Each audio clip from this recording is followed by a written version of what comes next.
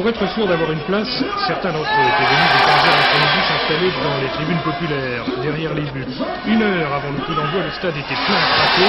Les supporters avaient eu le temps de se mettre dans l'ambiance. Les hooligans havrais avaient chauffé à blanc les gradins. Pour eux, pas de problème, les Normands devaient l'emporter, aller au-delà du simple match nul qui pourtant aurait suffi au club pour rejoindre l'élite du football professionnel.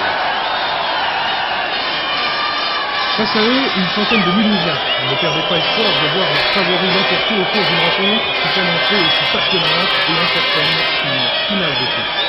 Lorsque les 22 joueurs furent rentrés sur la pelouse, il n'était pas nécessaire de les interroger pour connaître leur état d'esprit, les visages très pâles, le regard et l'esprit concentrés sur la seule chose qui comptait désormais, gagner pour éviter les barrages, un marathon auquel avaient déjà succombé les deux clubs.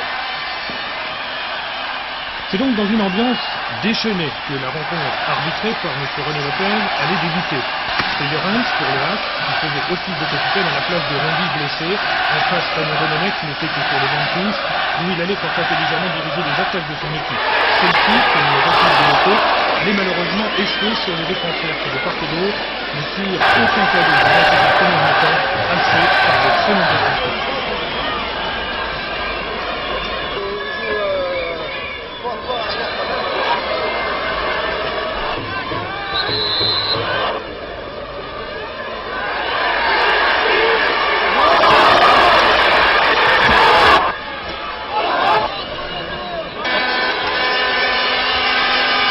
C'est en seconde mi-temps que l'artillerie lourde va se mettre en marche chez les Alsaciens. Le dernier quart d'heure sera pertinent en émotion. À la 74e minute, Wafia voit son tir repoussé par Casanova, qui va 2 minutes plus tard arrêter un autre ballon dangereux, consécutif à une belle combinaison entre Mansouri et Bernardet, le capitaine de Mulhouse.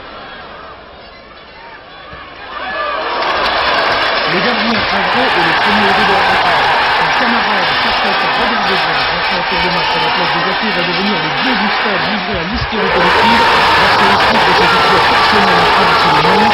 Il va exploser le ballon de Sanderson gardé par Tempé, une action que l'on n'oubliera pas de citer et que nous allons revoir tout de suite au ralenti.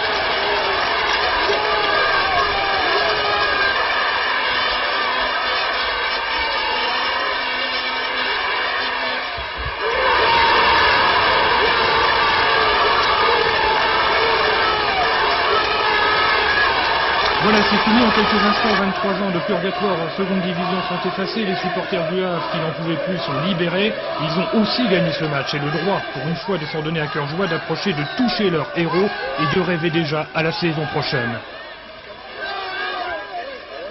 Vous savez, c'est un sentiment de joie parce que ça fait des années qu'on soutient le HAC pour justement sa montée en première division. C'est acquis et bien acquis aujourd'hui. J'ai trouvé que le match était intéressant, notamment en deuxième mi-temps. Je trouve que c'est une bonne chose. Alors maintenant, il faut s'y maintenir.